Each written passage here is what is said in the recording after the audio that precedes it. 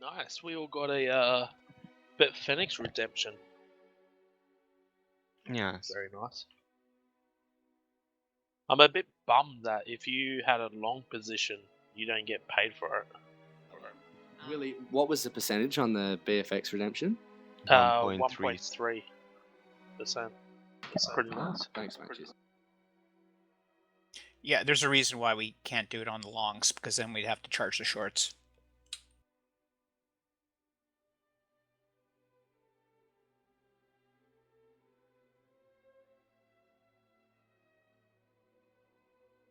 Yeah, I think if you're long Bitcoin, long Bitfinex coins, I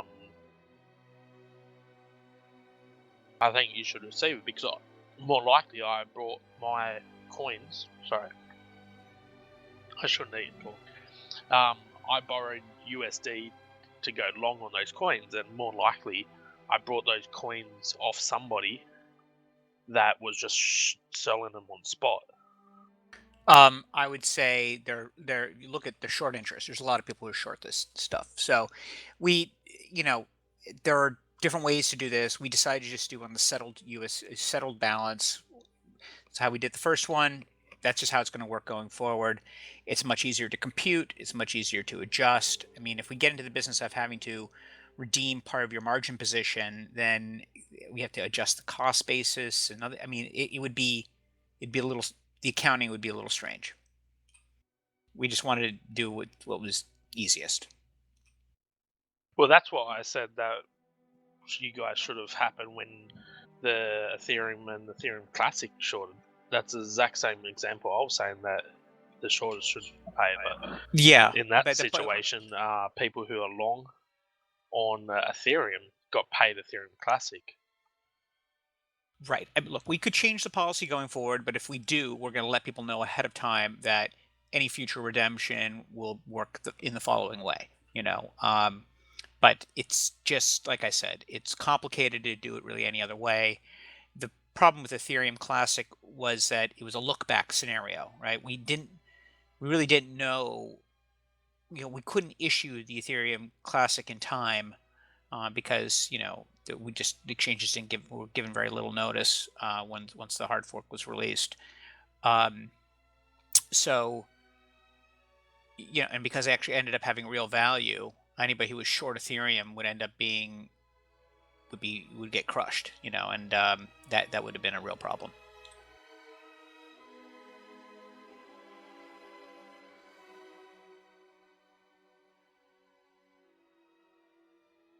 I suppose when the Ethereum Classic happened, anyone that was short Ethereum didn't have to pay Classic to other people, did they? So yeah, I guess what right. It means. I mean, look, yeah. it's not perfect, but it's a way of doing it that's at least it's very transparent. It's easy for people to verify. Doesn't require any funky accounting or strange things happening in people's positions without trades. That's the problem. I mean, it would be difficult to redeem part of a position without. It would look like claiming part of the position or something. It would look weird.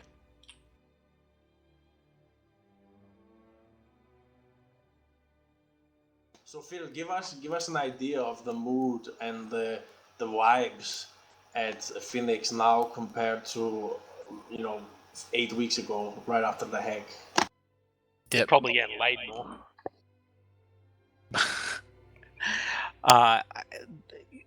It's we're keeping our heads down and just continuing to work. There's a lot of stuff that still needs to be done. We're extremely busy, but we are confident that we're going to get out of this. We're confident that we're going to, that the conversion. We think that the conversion process is going to go well enough for us to be able to move to the next stage of the recovery, which is essentially raising additional capital if that's necessary. And we've been talking to people. There's interest. People are generally comfortable with our valuation. That's also positive. And it's happening. It's going along. And at the same time, we're still trying to, we've got a lot of things on the dev plate too that we're working on, and we're trying to, continue to deliver in the way in which Bitfinex is, is known to. We like to, we want to, continue with being, innovators, and we're going to continue updating the platform and continue. We got lots of good stuff coming down the pipeline. So, but we've been extremely busy, but now it doesn't seem, we definitely see a light at the end of the tunnel. Phil, as a suggestion, with those announcements, could you maybe rewrite it that, in the last... Phil, give us okay, so Giancarlo was talking the other day about derivatives, and you're saying you got interesting things in the pipeline, and working on that. Giancarlo, is this real? Was he trolling? Or are you guys really doing a derivatives product next? We're working on delivering options. But I mean, so you've seen what CoinNut has done. I mean, there's no liquidity in options. So what are you trying to do here? Well, I mean, there's no liquidity in those options. Yeah. So what is it? You guys, you're talking with miners and customers who are telling you that they really are wanting this, and so you're getting a signal of demand, and this is why you want to make the product. There are a lot of factors that go into us deciding to do this. But yeah, we think that we believe that there's demand, and we think that if we do it well, we think that people will want to trade it. So it's partly listening to our customers, and it's also partly looking at what's not really out there in the marketplace, and what we can do that's different and unique. And if there's no liquidity, there's no liquidity. Then maybe we stop listing them after a certain point. But I think it's worth trying. I think a product like this ought to exist. Something that's a deliverable product. It's not some cash settled derivative. We want to stay away from that market. We'll see. I think that there's going to be demand for stuff like that. Yeah, but so the deliverable, how does it make it that much different? Because even if you are requiring the delivery, there's still this whole issue of, because people still aren't going to fully back it when it's deliverable, right? They still are basically. I mean, give us some sort of idea of how it's different just because it's deliverable. Well, if you exercise a put or a call, you can exercise it any time up to expiration. And then that will force delivery from the person who's short the call or put. Okay, but so then you're basically forcing people to fully back. When you say deliverable, you're talking about no just margin set aside to it, but fully backing these positions. So or fully back it to the point where they can enter into not fully back, but have enough equity to be able to get into a margin position to deliver against a called option. So you're talking. I mean, we're gonna allow the underlying to be marginable up to 30%. And you're okay. So then obviously, because the whole reason why any of these real hedging products exist is so that people can set aside, not fully. It's not really hedging if you're backing everything. You have to have some. Of course, it will resemble. In terms of the marginal requirements, it would resemble retail options in the U.S. Okay, and you're saying that so there's these American style where you exercise whatever the hell you want, and this is what's basically going to be, not European where you have a certain expiry, and that's when it. Yeah, we're not decided on whether it'll be American style or European style. I mean, I personally prefer European style. Easier to monitor. I think the pricing is a lot easier with. Yeah, I agree. So I would actually, from my end, even though I'm a small fish, I'm not probably not going to be trading actively so much in it or anything, but I would say from a financial theory point of view, the European style is just a lot better. Well, look, so I think that what's going to be useful about a market like this is that somebody who's long Bitcoin can generate some income on their portfolio by basically selling premium against it, right? So it's one way to do something useful with your Bitcoin that's basically gathering dust. If you say, you can, if you've got a certain price target in mind within a certain amount of time and be happy to sell at that price, then you sell options against it and generate some extra yield. And it will be a way for people who want to buy premium to get into bets on that basically have a much higher indicative leverage than you'd get in the regular margin trading. So we think there's demand for that. People like high leverage products, but I think that next time we have big moves in Bitcoin, I mean, all those highly leveraged futures products have they have all their socialized loss problems and other things that go along with them that tend to happen when you have big discontinuous moves. We want to avoid those types of problems by having products that are basically covered and deliverable. They won't be cash settled, right? So at expiration, people will have to decide whether or not they want to exercise or not.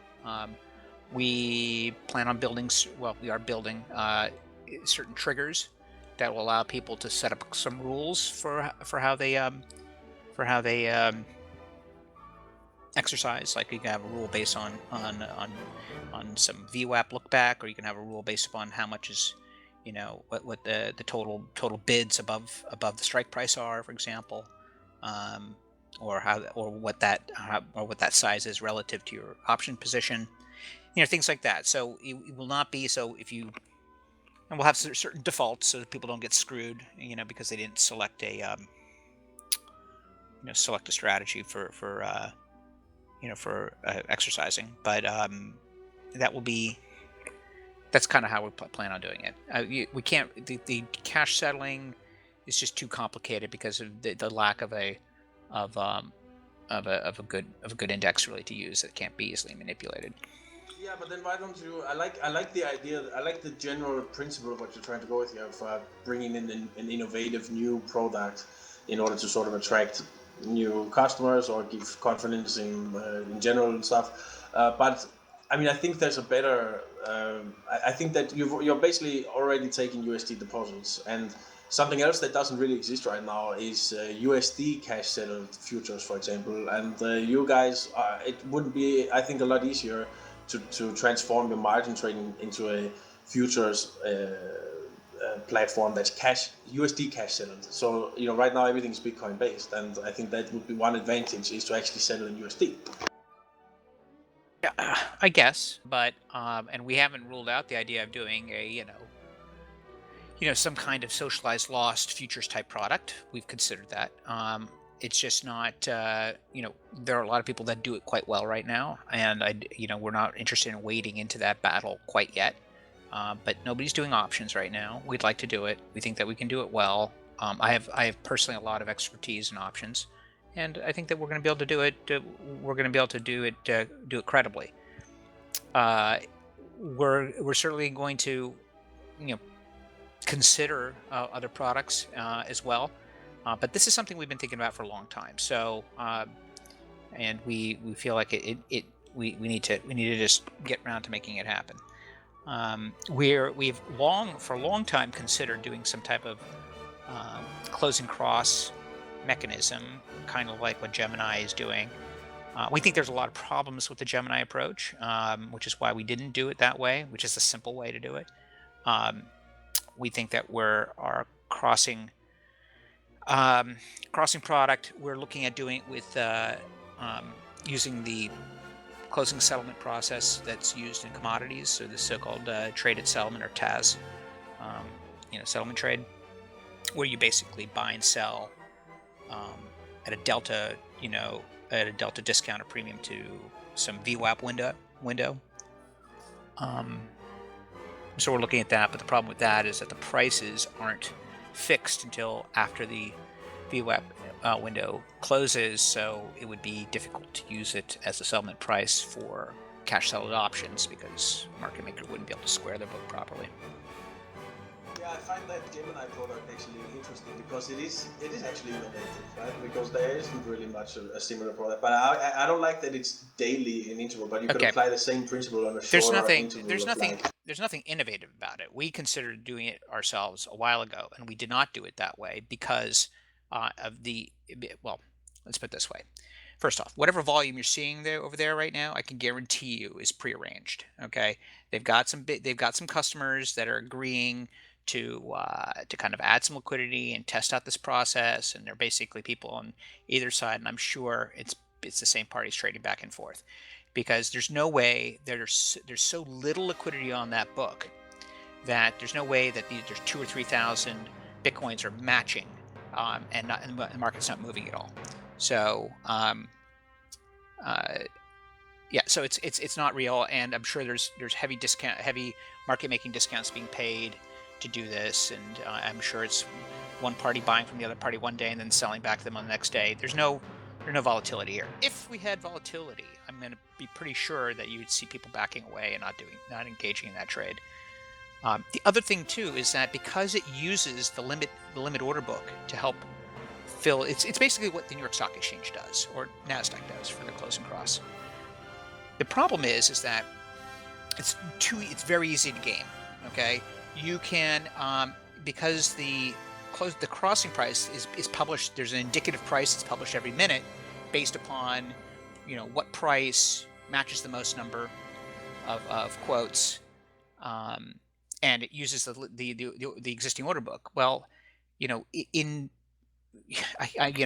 this is the so-called MOC trade, or market on close trade, which is a trade that my traders in my old company used to do all the time, is trying to game the spot price versus the indicative market on close price in the last minutes of the auction every day. And that process is very, very easy to manipulate, which is why there's rules against it, and you can get fined or go to jail if you manipulate that stuff in the US. So I mean, our problem is that we allow unverified traders on our platform. So it would be impossible for us to really police, people that are doing manipulative things. Like, for example, spoofing, or having lots of bids and offers in the book right near the closing cross, right near the auction close, and then canceling all of them in the last minute, which all of a sudden throws the indicative price way up, and maybe you're sitting up there with a limit on close order, trying to sort of, in a very manipulative way, trying to get filled away from the market. And on the Gemini platform, everybody's verified, and I'm sure they'll just, if they notice manipulative activity, they'll just kick you out. So and they know who you are.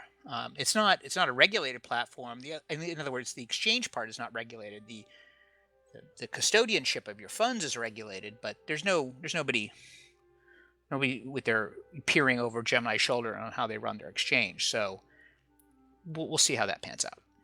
So two things. The first is, it doesn't, unless I'm completely missing it, that it doesn't exist in crypto. So as far as that, it's innovative because it doesn't exist in crypto. It's traditional in legacy markets, as you say, so it's not new in that sense, but the application to crypto, I think, is interesting. And I also agree that the volume is bullshit, because obviously they're not going to premiere it and then not have liquidity arranged. Yeah, well, look, take options, for example. If somebody lists options based upon the BNC, index, okay, there's nothing innovative about that. Anyone could do that tomorrow, but it's not going to work. Okay, it's going to be too easy to manipulate. People won't be able to hedge the underlying.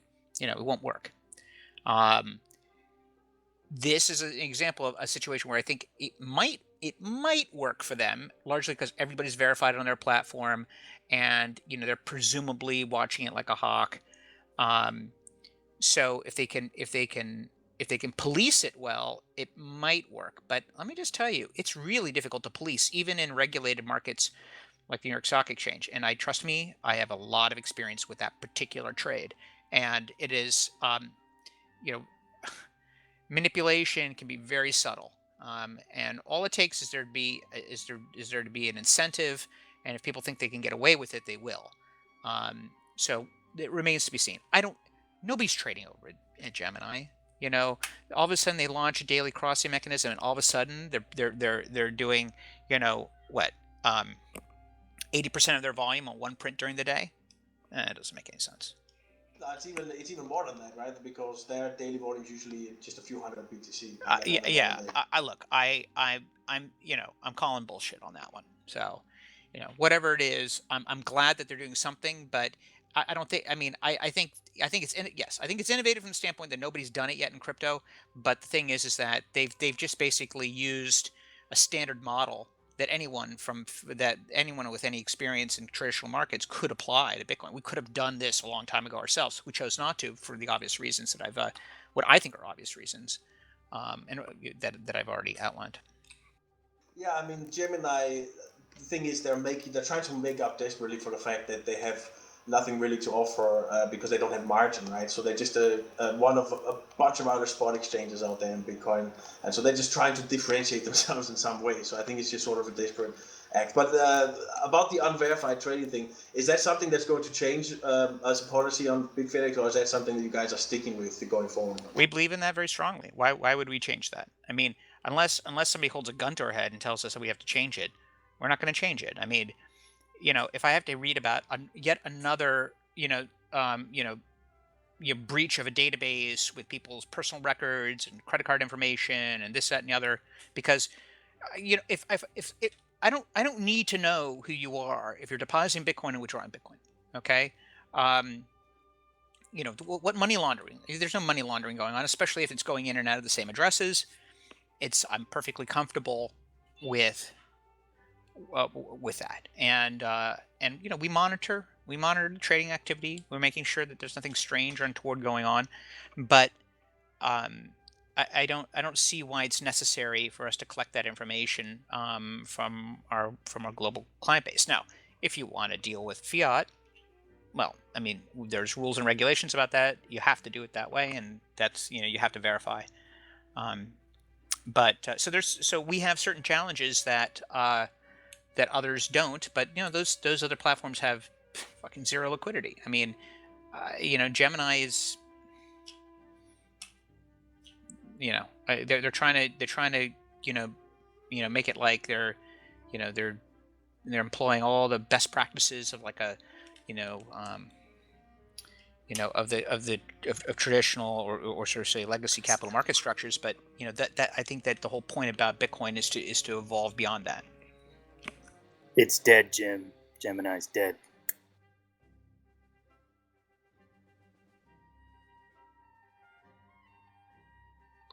Phil, two questions. First one, can you get your media support team to update the websites when the conversion rates change and what's the final deadline? Because other than Giancarlo last night was saying that it's the 7th, that's next week. No one in here knew what day the 1-to-1 conversion rate finished, and then he also said sometime in the end of the month. It's very. The only way you're going to get information about conversion rates and conversion premiums and this, that, and the other, and valuations is that you have to go to somebody that can legally offer you that information. Bitfinex will not discuss any of that with anyone unless they've got 500,000 BFX tokens. Okay. Otherwise, you have to go to a SPV provider. If you have registered on a Bank to the Future, you'd see all that information there, and they would update you, and as they did. So it's and if you go to Alistair Milne at BFX Trust, he'll tell you about it. But we are not doing a securities offering. We cannot publicly be talking about that and posting stuff on our website. Okay, I understand now. What about final date? Like I didn't know until like 12 hours ago that I had to get it done by next week. So I'm getting all my documents and stuff now. You can do it through the end of November. The only difference is that we're offering the so-called recovery right token is kind of like an additional incentive. But if you don't think that those coins will ever be recovered, then there's no real then if you don't place any value in the recovery right token, then it doesn't really matter. Okay. That's all. I mean, all we're offering is people that complete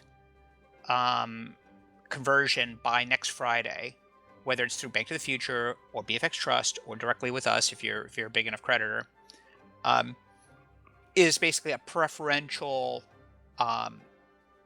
bonus if for some reason these coins get returned to us. Like, let's say the guy agrees to, somehow we're in touch with them and he agrees to exchange his Bitcoins for 10% of the value in Monero, or something like that. I think that's a possibility. You never know, because people are going to be following these coins to the end of eternity, right? Hey Phil. Yep. On that note, any plans to add Monero? No plans as yet. What about people that haven't converted over and they just have BFX tokens? and just say that you do get 90% off all the Bitcoins back, will you just do another redemption that we'll get back another 30% or something, or? Yeah. So the way it would work, let's assume those coins. Let's say assume a lot of people converted already, and we've and then all of a sudden, this windfall comes, right? The coins get returned somehow, or the majority of it gets returned to us. The whole point is, the first thing that would happen is that any outstanding BFX tokens would be immediately redeemed. Okay, so any BFX tokens still outstanding that weren't converted or whatever, or dust balances that people had or whatever it is, will get immediately converted if they haven't been already. Then we go to the recovery right tokens. So they get the first bite at it. So if you have a recovery right token, for every recovery right token you have, you're going to get $1 out of that pot. And then whatever's left over, if anything is left over, will get distributed pro rata to all shareholders. So, I mean, it's kind of a complicated thing for something that we've probably invested more energy into thinking about it than it's probably actually worth. But it's it is it's an incentive, I guess. If you're going to convert, the idea is that we'd like you to convert as soon as possible. The sooner people convert, the stronger our story is. Especially if there's enough of a gap where we have to get out there and start raising money to fill the gap. So, I mean, that's kind of what the purpose there is. But yeah, I mean, the deadlines, I don't know what to tell you. We're not soliciting people directly. We're having private conversations with big creditors, and we're telling people that if you're interested, you got to go talk to these SPV people who'll tell you whatever. So that's unfortunately the nature of the beast. Okay. Yeah, I thought even just the date, like. We can't even really discuss. I can't be putting announcements about conversion dates or this. I can't even do that.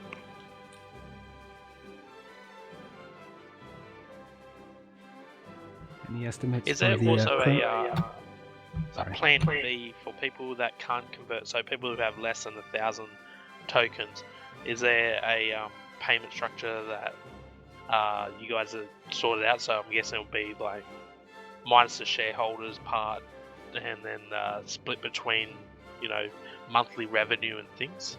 Is there some type of plan B? Because I'm guessing there's a lot of people that don't have even the 1,000 to convert over.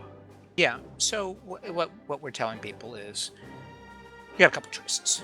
One, either level up to 1,000 and has the advantage of being able to dollar cost average into the equity, right? So you can buy it at 60 cents now, and dollar cost average if you're bullish about our prospects. If you're not, then you have two choices. You can either sell them now for 60 cents on the dollar, or you can just wait, and we'll slowly redeem them. And and if we are able to raise money or whatever to basically fill the hole, then we'll do blanket redemptions. So we're doing the best that we can, and but we think that people have options, right? If you have 600, and spend the extra $225 and buy up to 1,000, buy the extra 400 BFX, or sell them if you need the money now, or wait it out until we can redeem them at full par. Just curious, the last redemption, is that earnings from September just divided out to all the current repo, or is that from the funds? No, I wish. I mean, like savings. It's basically us reducing our contingent liability reserves. So as we've gone through this process, it's been almost a couple months now. The legal threats are not as dire as we thought they would be initially. I mean, initially we just had to make a decision. So it reflects our growing confidence in our ability to ultimately get out of this mess, right? So I wish we made $1 million, last month, but it's not, it's not the case. So we September I think we made money. I mean, September's kind of a break-even-ish month. I mean, it was a super slow month for trading. I mean, I don't have to tell any of you guys, but it's unless you're trading Monero or Ripple, I guess.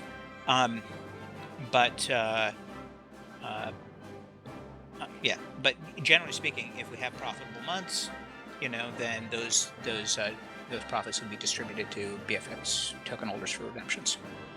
Okay. Yeah, because I remember you were saying last time that dividend yield would probably be around the 10 to 15%. I was like, oh, well, you're paying out 1.3. That's pretty much on target. So I thought that was just complete earnings. No, it's us just reducing contingent liability reserves. That's really all it is.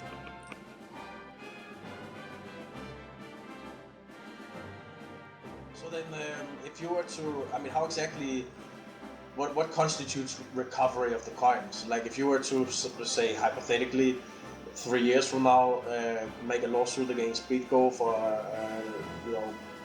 their failure to etc., and you get some kind of money out of them. I mean, I'm not saying that's likely or anything like that, but just as a plausible hypothetical. Then would this count as redemption? Like, would this count as recovery of the coins that were hacked in some way or not? I would say that net of legal fees, yeah, we would count that, sure. So where's the wording? Because the reason why we would count that is that if let's say that happened, let's say we sue BitGo and we somehow win. Okay, I'm not saying that we're going to, and I'm not saying that there's any money to go after over there. I mean, they're a startup, they don't have any money. But let's assume that in time that something like that did happen, and there was some recovery, some X millions of dollars paid to Bitfinex. Lawyers get whatever they get. We would distribute that to the recovery right token holders, because if at some point in the future after that the coins get returned, then BitGo would be entitled to a portion of that,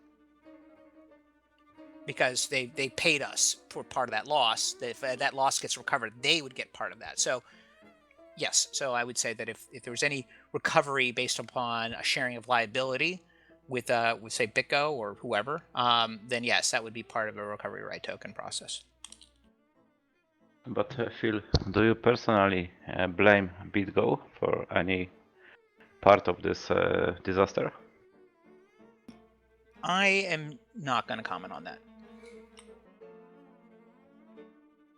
Why?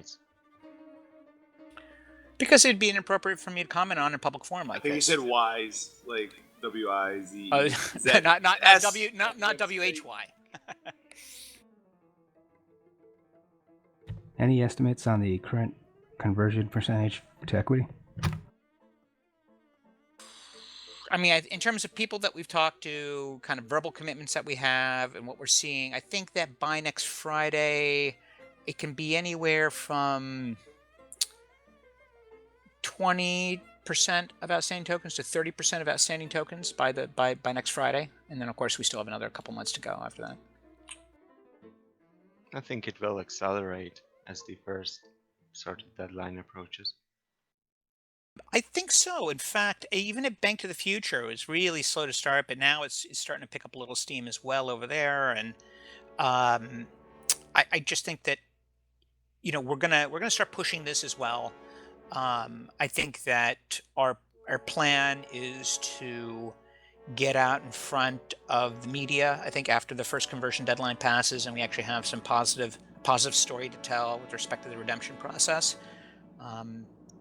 And then I think the process will accelerate. That's what I think. And this first closing is just a first closing. Like I said, yeah, maybe you'll get. There's a small probability of getting extra money out of it, but the second deadline, you'll still get recovery right tokens. Just you'll get less of them. That's all. So the question here is, what do I consider to be a success in terms of percentage of tokens converted to equity? I think that if by the end of November we convert over 50% of our tokens, I think that is that means that we're pretty much we're going to make it. So that means I feel confident that we can raise additional capital in an equity financing to be able to close that gap. Because at that point, the amount of money we would need to raise would be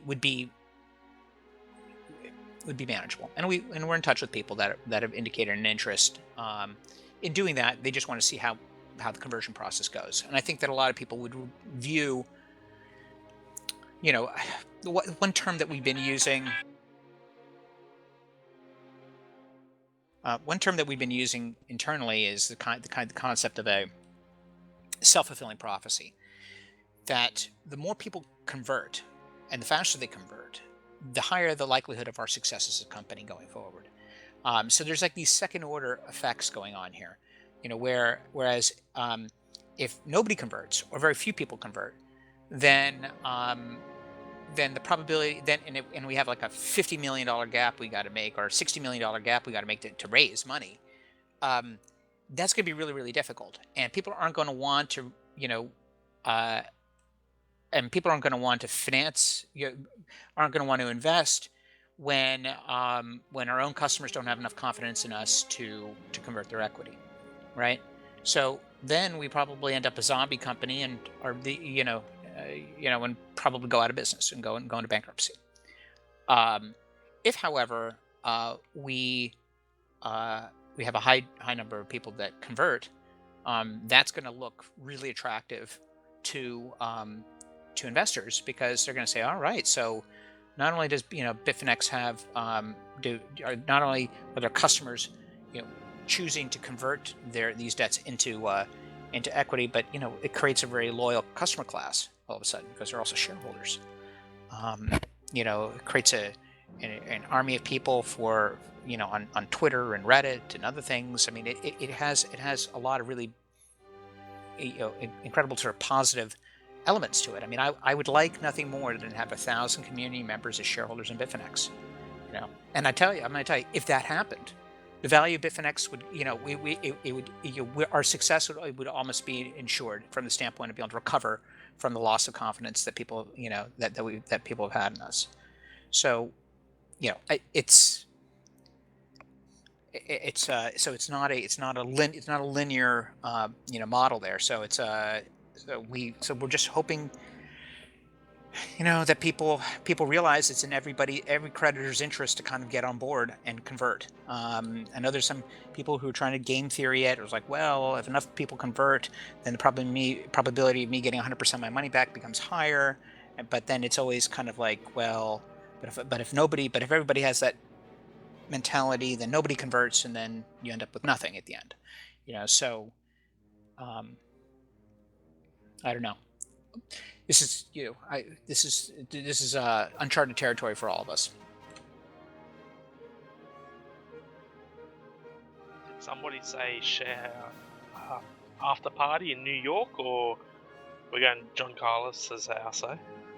What's that? Say again? The shareholders meeting after party.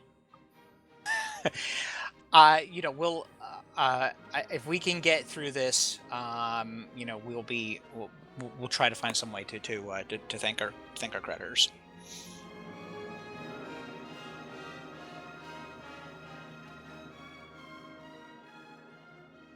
You said something very similar to John Carlo last night, that if there isn't enough tokens getting converted, just say only 5%, and John Carlos are dead and you said bankrupt, it kind of worries me that if there isn't enough converters, are you guys just going to pack up shop, or are you going to just continue and we'll just slowly get payments over the next 10 years or so?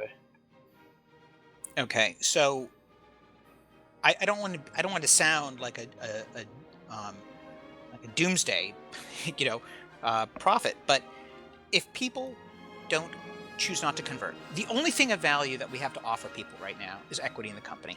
Okay, our reserves have gone into this other thing. It's really that's basically it. So if people don't want to convert, and then people need to be realists. Okay, if you think that the management company, you think our ability to retain management team, the talent that we have, the developer talent, if you think that we can retain that talent without a viable equity structure, in a company that has the ability to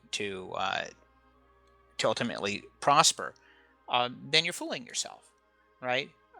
If I, people aren't going to, if we want to be able to reward our key people and our employees and give them incentives with equity or options or things like that, people have to perceive employees have to perceive that equity options to be worth something. If they're not, they don't perceive that, then they're just going to want more cash money on the drum, and so that means our employment costs will go up because we can't, partly compensate people with equity, and and then that means our break even goes up, and if nobody's converting, then that means nobody wants to do business with us, and then we have no business, and then I don't know what else we do. We go to bankruptcy court. That's the only logical thing to do. People aren't going to devote years of their life, working, making no money, to pay back a bunch of BFX token holders for the rest of their lives. I mean, that's just human nature, basically, suggests that people are just going to throw in the towel and move on.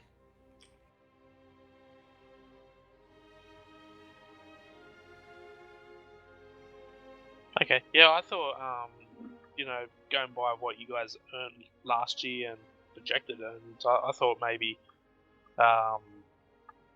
profits, like after salaries and things, I thought it would probably be paid off within, 8 years at the most. Well, that's true. Okay, that's possible. But think of it this way: do you honestly think that we're going to have those types of revenues if no one has enough confidence in us to convert to equity? I'm just saying. I just think that I just don't think that those are independent variables.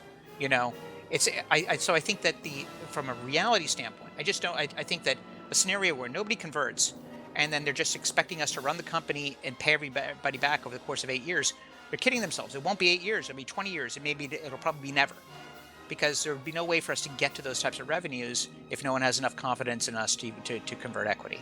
So there is a kind of chicken and egg problem there for sure. And like I said, these are uncharted waters, and this is a difficult situation for everybody.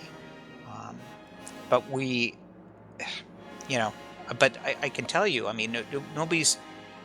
It's going to be very difficult for us to run a company, efficiently and cost effectively if we don't have equity to compensate our key people with. So that's just a reality of high growth tech startups and what have you. You need to be able to compensate them with equity that they think is going to be worth something.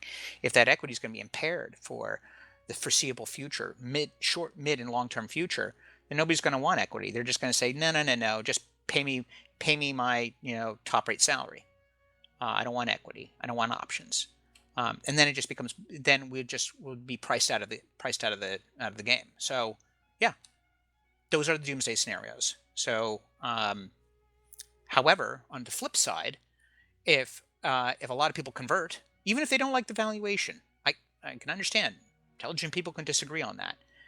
But if the vast majority of people convert, the market will see that as a really positive sign. And people will come back and trade. Our big customers will have a much more greater confidence. In fact, all our creditors that convert will themselves feel an obligation to do business with us, because it helps their equity in the company. So, like I said, there's a feedback loop. So, and it works both on the positive side and it works, on the negative side. Yeah, I would have thought once the confidence gets back and the traders start trading again, even just a monthly payout, 1.001. So after 1,000 months, you get your money back plus a bit of profit. I remember MXC Now used to offer those shares, and I remember absolutely no confidence in the company, but they paid out ding every 6 hours. People used to buy them like hotcakes. I reckon if there was a regular payment, I think people would just flock to it. Well, look, yes, maybe. But there are, there's regulatory considerations as well. I mean, we have to be careful. But this process will evolve. I want to address a point that Masturbator is putting here in the chat log about people who are interested in investing, but they want to stay anonymous. I get that. There's a very important thing to note is that you may not want to reveal yourself to us, but if you wanted to go through, say, BFX Trust or some other SPV, the SPV would need to know who you are. We don't need to know who you are. So if you can find a situation that you trust, or you have a stand-in or somebody else, that can create an SPV for you, all we need to know is who the trustee is of that SPV. Essentially, we don't need to know who we're issuing shares to the SPV, not to you directly. So we have people like that. We have people that have gone to Bank to the Future, for example. They are unverified on our platform. They have to verify with Bank to the Future, but Bank to the Future does not share that KYC with us. Yeah, the slight complication is that I'm reading this BFX Trust thing, and I know it's hypothetical, but they're talking about dividends in the future, etc., and they will be issued through Tether to the Bitfinex account. And Not I don't know. necessarily. Not necessarily. You can Okay. opt out. You can opt to have. We're going to have something where people can opt to have their what's the way it's going to work is that we're going to pay the SPV, and the SPV will give people the option to have their dividends paid to them directly somehow, or paid or credited to their Bitfinex account. And it'll be them kind of sending money from their account of Bitfinex to your account of Bitfinex, for example, if you choose to elect to have to get paid in your Bitfinex account. And why not? I mean, if your Bitfinex account is still unverified, and you can convert those to Bitcoin and withdraw them. But technically, we're the ones paying the dividend to the SPV. The SPV can further redirect that to whoever they want. Yeah. Thanks. So I guess that's my point. The point about anonymity, you can remain anonymous vis-a-vis us, okay? But if you go through somebody else's SPV, that's all I can say. Now, Alistair Milne, the guy who's running the SPV for BFX Trust out of Monaco, the guy's a real pro. You'd have to reveal yourself to him, but that's the only person you'd have to reveal yourself to if you had 100,000 tokens or more. And of course, Bank to the Future is the same thing. 1,000 tokens or more, you can be unverified. You just have to go to them and verify, but we'll never need to know who you are. Yeah, I think I think first of all, there are a lot more people that tend to look into conversion than the amount that is signaled, and this is partly due to you as a Finex employee, or Finex itself, the website, is big that so you're unable to talk about shares, conversion, etc. in greater detail, and I think a lot of people like me are sitting around here on our asses, and we are just expecting all the information with every nitty-gritty detail to be handed to us, when the situation isn't that simple for you, and it all has to go through these SPVs. Yeah, I wish it was different, but we're operating at the edge of regulatory compliance as it is. Just being a Bitcoin company, being a Bitcoin exchange, and now with the issuance of the BFX tokens and things like that. I mean, the various restrictions we put in place, for example, for U.S. people and other things, these are all decisions that we've had to very carefully make under the advice of counsel. We talk to lawyers in all kinds of jurisdictions to help us figure out the to balance compliance versus making expeditious business decisions. So I wish we could be more transparent about the equity conversion offering, but we really can't. What we can tell people is we have announcements saying, hey, look, you can go to these people and talk to them about conversion, and that's what we're doing. Go to Bank to the Future, you can talk to them about conversion. Go to BFX Trust, you can talk to them, and they can answer all your questions.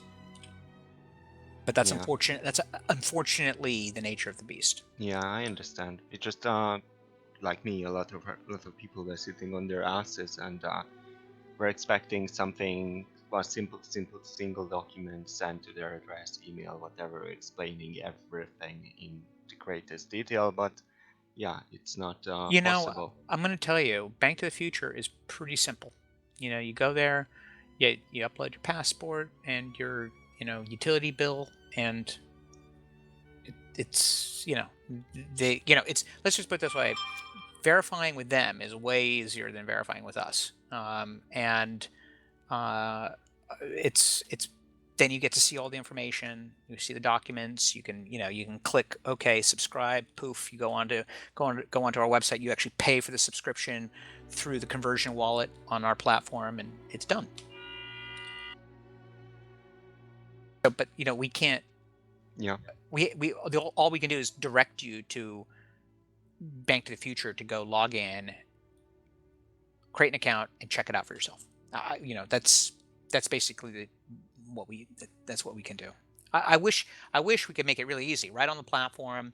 Okay, hey, you're a verified account. Great, you want to subscribe for shares? Sure, no problem. The problem, it's just hard to do because we do need the SPVs in the middle, right? We really can't be, we can't be issuing tiny amounts of shares to thousands of people, directly in the corporate entity. I mean, because that would just that would make our cap table very unattractive, I think, for other investors coming in with new money, or that kind of thing. So that's why we have to aggregate small people under an SPV. And I say small, and I don't mean to sound, I don't want to say anything. It's diminutive. It's just that, below a certain amount, we can't process it ourselves. You don't want to do it with 1 million shareholders. Yeah, we can't. It's just it becomes very expensive to do and what have you. So, but Bank to the Future has a system. They have a platform. They have all support infrastructure. They've done this a couple dozen times already. So they know what they're doing.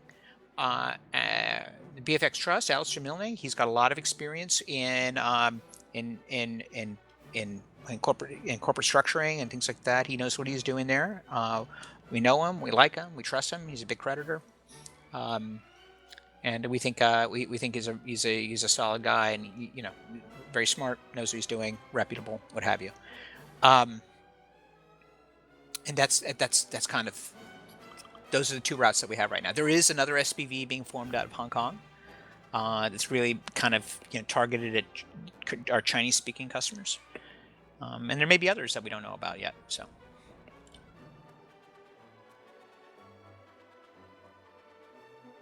So the point is, for anyone listening, if you're interested in share structure, exactly what class of shares, etc., you should be asking BFX Trust or Bank to the Future, right?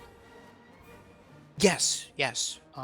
And what you do is you go to our website, there's an equity conversion page, and then you can basically, we get you in touch with them. You have to deposit a certain amount of tokens to your conversion wallet to prove that you have the minimum amount for Bank to the Future, for example, which is 1,000 tokens, and and then you'll get directed to you fill out whatever, get directed to them, and you verify with them, and then they'll show you all. There's a public part that they can show you, public part of the pitch, and then once you verify, they can show you all the sort of the investor related stuff. Okay, I got it. Yeah, that's good information. God, you trust me. I wish that this whole thing could be way simpler.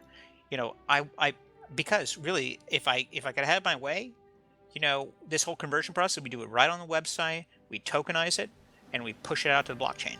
It would just be like a blockchain IPO, and that's how we would do it. Unfortunately, I think that every regulator on the planet would be breathing down our necks if we did that, and that's not good for our shareholders. Yeah, thanks. If I did it that way, then I don't care. You want to create $0.01 worth of shares? I don't care. I mean, the blockchain doesn't care about decimal places. Just give it, just like Bitcoin. The technology's there. Just the regulations haven't caught up with it. And regulations don't. You can't really. The other problem too is that in the BVI, where we're incorporated, you can't. Bearer share companies, although they still exist, no one will act as your registered agent for that. So, but basically, a company that puts its shares on a blockchain that can move around to anonymous people is essentially the legal equivalent of a bearer share company, and those just don't really exist anymore, and we can't really do that.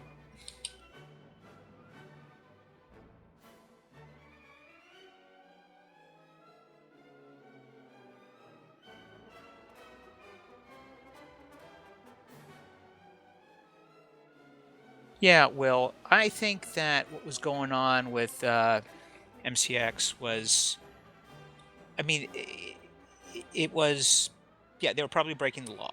At least, well, the law within certain jurisdictions, right? So certainly in the U.S., they'd be breaking the 33 Act and the 34 Act. Which is basically the old idea, the one, issuing of unregistered securities is a violation of the Securities Act of 1933, and then the Exchange Act of 1934 is, the rules surrounding the public listing of said securities, which is what they were essentially doing. So can't really do that. Now, there are important ways around this, and I think that Giancarlo kind of addressed this with you guys yesterday or the day before, but there is nothing that prevents shareholders within an SPV or who have the same class of stock in some private company from buying and selling it from each other. It just can't be a public market, right? So that's why we're kicking around ideas of either some type of dark pool, some type of OTC type market. It could even, in fact, actually be a central limit order book, just only viewable to certain people that are already shareholders, or people who want to become new shareholders have to be properly vetted and have to buy a certain amount, upfront, to get into the club or whatever. But there would be ways to do this so long as we keep the market as a private market, and we're very keen on finding a way to get liquidity for our creditors. So whether it's through Bank to the Future, or whether it's through BFX Trust or directly with Bitfinex, we are exploring avenues with the SPVs as well as ourselves to find a way to do that. So stay tuned.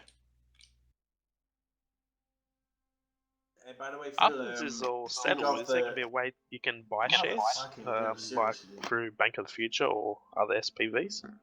Yeah, I think that what's going to happen is that, well, first off, I mean, we don't have it in place yet, right? So, but certainly, if you invest through Bank to the Future, and you know somebody else who's invested in Bank to the Future, they want to sell their shares, you want to buy them from them, and you guys agree on a price, you can tell Simon Dixon that we've effected a private sale between us, and he'll if he sees a signed document from two parties, he'll transfer the shares from one person to the other within the SPV.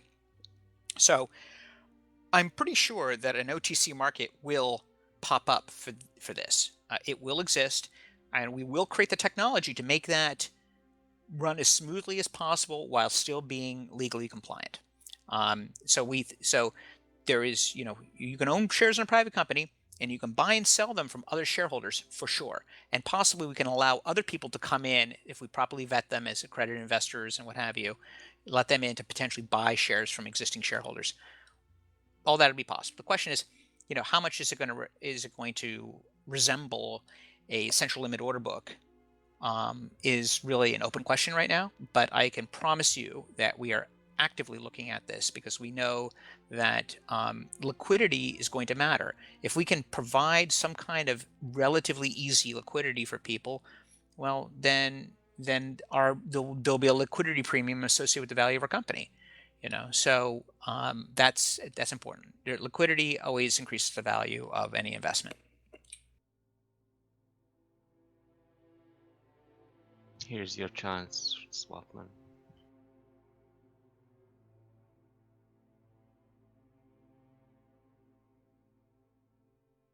Yeah, so Will, I just want to comment. It's not going to, we don't know if it'll just be OTC. There'll be some type of we have to build it out. It has to be a little different than what we do now. It may in fact just look like when the dust settles, it could very well be that it looks just like a regular, trading pair. It's just that only certain people can view it. We may have to have some anonymizing identifiers in there. Part of it is you want to know when you're in the real world, if you're buying and selling shares from somebody else in a public company, you know who you're buying and selling from. So it may have to be a de-anonymizing feature in there. I don't know. But we're going to try to make it as tradable and as convenient as possible. You have my word on that. Hey Phil, by the way, speak of the devil. Tyler Winklevoss is on the Telegram and he's shilling some shit with Gemini. And so I replied to him. I said, "How much of the Gemini volume on the auctions are legit? Are you and Cameron trading with each other for this 2000?" And he hasn't responded. So, look, I'm not sure how they'll respond to that, but even if they are, they're not going to tell you, and they'll deny it. But I have a hard time believing that they were doing basically zero volume, and then all of a sudden they're printing thousands of Bitcoin in a market where no one is trading. Okay, it is fucking dead out there right now, right? So it doesn't really make sense. What does make sense to me is that say, look, we're building this thing. They've gone to a couple of their big customers that they know, deep pocketed customers, like, hey, will you work with us to test this out? Are you guys willing to kind of buy and sell from each other and prove out that everything works and what have you? And that's probably what it is. A couple of big customers that are buying and selling back and forth from each other because the price hasn't really been moving. That's what I think is going on. Or they're offering zero commissions to people who are to the people that are working on that, but whatever, something. But it's not people who are legitimately buying and selling and taking directional bets. I can't imagine that it is. no, there's so much fucking. I mean, there's so many spot exchanges out there. Who the fuck needs Gemini? Gemini needs to go away. Like, what? They need to do something different, like better. They need margin, frankly, but or this ETF. If that's, I don't know if that's totally separate from it or not. But there's already plenty saturated for just spot markets. They need to offer something like really different. And maybe this volume on the auction is bullshit. If not, maybe it is something different that actually will work. But so it's better they do something, then I guess they are much more well behaved with regulators and duties. Okay, well, we'll see. We're going to, like I said, we're working. We're working on our own product now that Gemini has theirs out there. It's kind of we forced us to dust off our plan for a TAS trade. Ours will be a different mechanism, but it'll be similar. The whole idea is to try to move a block of stock, or a block of Bitcoins at at a single price, based in our case, it'll be based on the VWAP over like a half-hour window or something like that, and and let's see if there's demand, we'll see that we'll end up seeing people trade on us. Because we have, anybody, even anybody that's serious about buying or selling Bitcoins has an account with us, and those people are still doing business with us. So if this is something that they really want, then we'll see them trade it on our platform. So.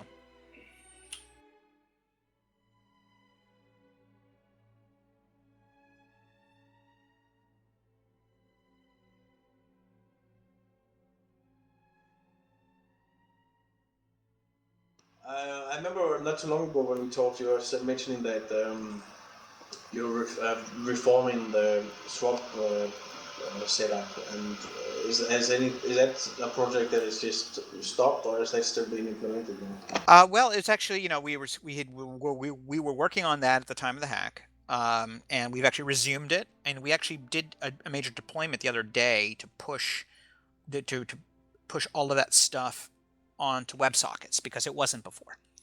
So that's an important architectural change for us. And then behind the scenes, that's going to allow us to kind of one, speed up matching, but secondly, I think that what you'll see in the next cycle, probably within a week and a half, is the ability to put in an order, what we'll call an FRR order type, where you'll be able to specify a delta to the FRR. So if you want to say, I want to have my order in there at FRR minus 2 basis points or whatever, that it'll be in there and it'll stay that way and can renew that way. So the idea being that there's a lot of people like the FRR, but there's too much liquidity that gravitates to that specific price and that specific number. So what we want to be able to do is allow people who want to be more aggressive about getting filled on their auto renew to be able to set it at a spread to the FRR, and we think that's we think that that's going to be a really nice a nice enhancement. I mean, the other more substantial enhancements of basically making loans tradable, we're still working on that. But we're trying to make a few fixes right now that's going to make the whole product more usable, and then we're going to go back and address that question.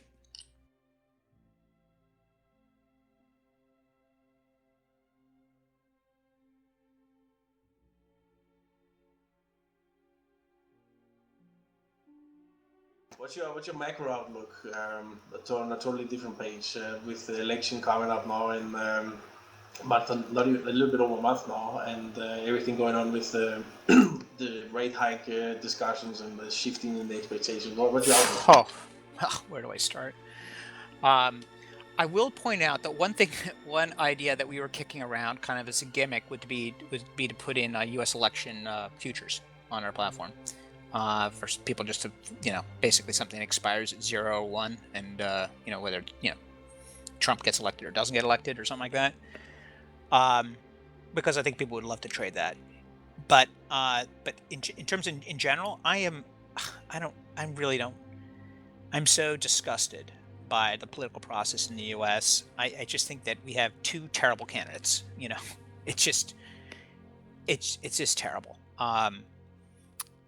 I think that the Fed is crazy if they think they should be raising rates. I think this Deutsche Bank disaster is just going to unfold quickly, and it's going to get ugly. And I just think that there's this whole sort of monetary expansion experiment is going to it's going to end badly. That's what I think. That's why everybody's showing Bitcoin. Which in turn, $20 trillion in debt. Say again? $20 trillion in debt. Yeah, in the U.S. alone. I mean, it's 60 trillion worldwide. I mean, that's a lot of debt. I don't see how you get out of that problem. And if interest rates start ticking up at all, that's just going to make it even harder for the U.S. I mean, the only reason why the federal government is able to keep deficits. I mean, deficits are still massive, but we'll get if interest rates start going up 1% or 2%, we're going to be looking at $1 trillion deficits again. Because the interest service is going to get ridiculous again. So it's a big deal. And but however, the U.S. is in much better shape than say Japan or Europe. I think I've said here in this forum many times, I feel like Japan is sort of the canary in the coal mine. If you see that, whatever's going to happen to Europe and then to us will happen to Japan first. So, their situation is a little different. The vast majority of their debt's held domestically, unlike us, for example. But, there's an enormous amount of stagnation. I just don't know how many stimulus packages they can announce, how much more monetary easing that they can do. Their debt is, Swapman, you might know this, but it's in like 230% of GDP, 240% of GDP, something like that. It's something enormous. It's and the Eurozone is not far behind. It's enormous.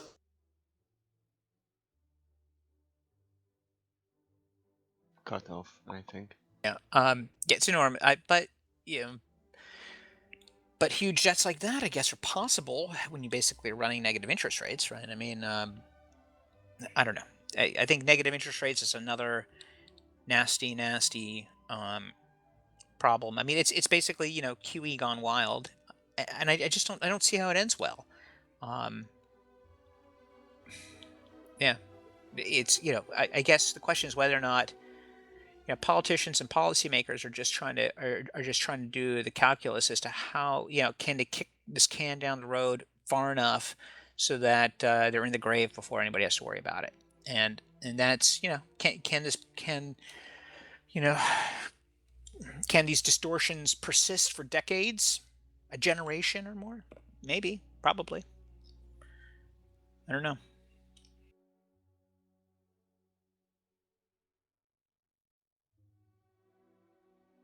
I just don't see how. I mean, we just have all this sluggish growth around the world. I just don't see how anyone thinks that interest rates are going up anytime soon. I don't know.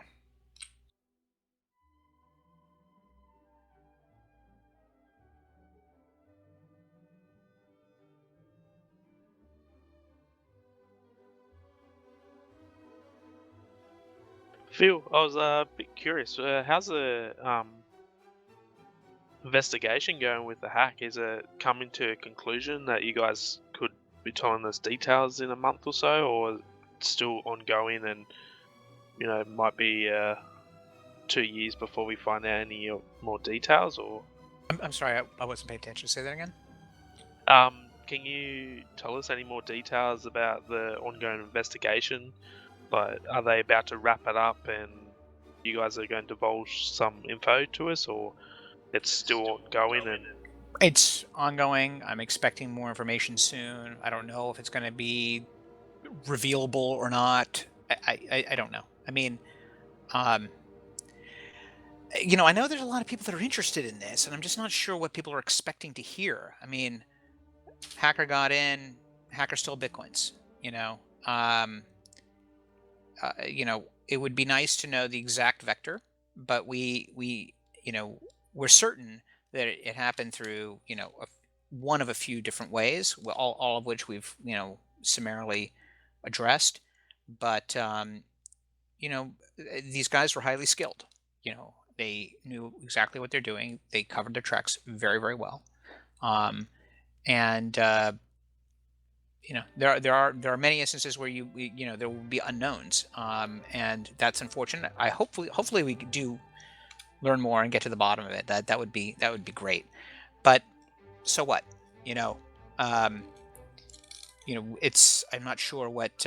It's not going to help us get back those Bitcoins necessarily. I mean, unless of course there's some, unless they really screw up somehow and they leave some type of trackable evidence behind that the authorities around the world can help track down and to a person. But if I can say something, Phil, it's not my opinion, but many of people, I guess some part of the people that got involved, that were on Bitfinex before the hack, are thinking that this is some kind of inside job and bullshit like that, and at the end providing any information right now about the hack or some disclosure or that or something can run it up to, I don't know, maybe bigger trust from these people or something.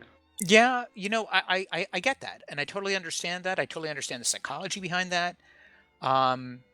But we will reveal whatever it is that we can reveal, and the fact that this is part of an investigation, an ongoing investigation, we really can't discuss it. So the moment I can have something I can discuss, I will. So we're just not there yet. Not. Hopefully, we'll hear something soon. yeah, it'd be good just to close that chapter of a shitty part of Bitfinex's story, and we can all move on. Yeah. Nobody wants that more than me, I assure you.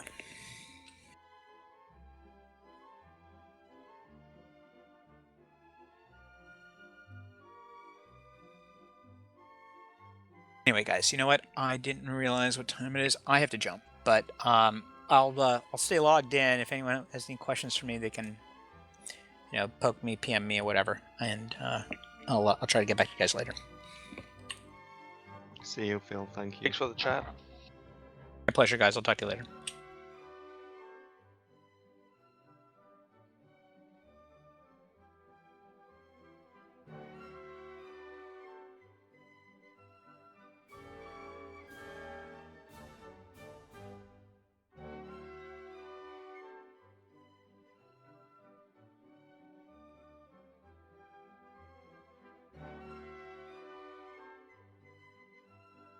So, who's bullish on Bitfinex coins, eh?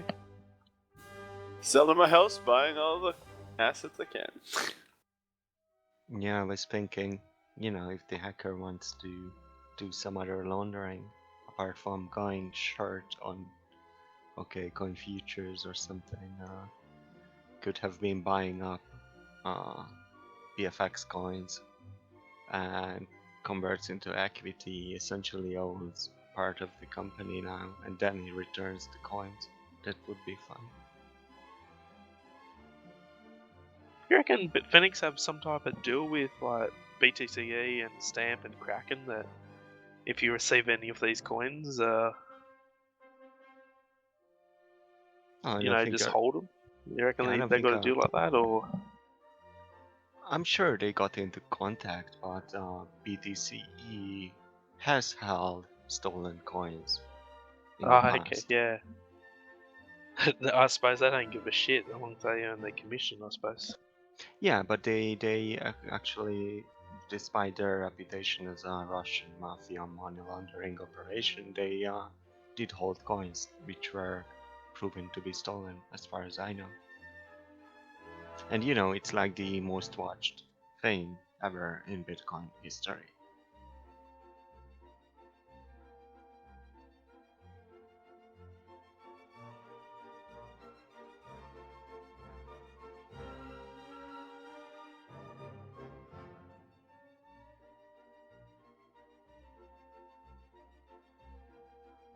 That doomsday scenario seemed kind of spooky. Yeah. That's pretty much what would have happened when any company gets fucking raped of their assets. Yeah, they both had the same opinion, didn't they? That, it seems to me, when you just listen to that, you're like, okay, if everyone doesn't convert over, they're going bankrupt. And I would have thought they just kept running like they currently are and just slowly paying this back. Like, they're still getting the salary, I guess. Yeah, I guess the shares I think you're still might not missing be what he worth said as there. much. The key thing is, will people come back to Bitfinex to continue earning, fees for the company if the BFX token fails, or the redemption rate isn't bullish? Why would the company still continue to? It would just fester and slowly, people would just leave. Ergo, no more profits. Ergo, the company then dies. Whether they continue to run it or not, it's not because they don't want to continue running it. It's because there's just no money coming in. Well, it's quite amazing that they've actually got more. Straight after the hack, everyone took off their money, but they've actually got more money now than what they did, 2 weeks after the hack.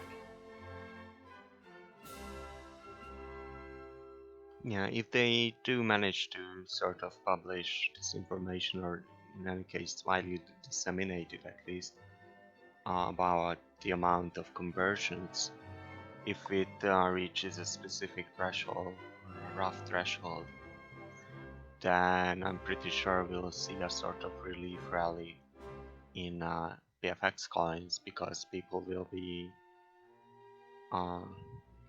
more urgent in their procedure to convert. I'd also wonder whether all that could just happen when the end of this low volatility price range at least dies off, and then fucking everyone's got money ready to trade and it just starts going insane as Bitcoin usually does. Yeah, if you think about it, I mean, just another thought about BFX coin conversion shares, etc. But how much money went into bullshit fucking companies, or bullshit fucking ICOs or IPOs just this year? Then if the future of Bitfinex looks more secure, then I'm pretty sure a lot of people who were not initially exposed to the hack, didn't get any coins, BFX coins, might think about just buying the coins just to get equity in the company. We need Ashton Kutcher just to come in and say that he's going to be a silent investor for Bitfinex. That's what we need. Yeah, for example, Mycelium, the wallet company that has some other side projects which are not huge, they got like millions of dollars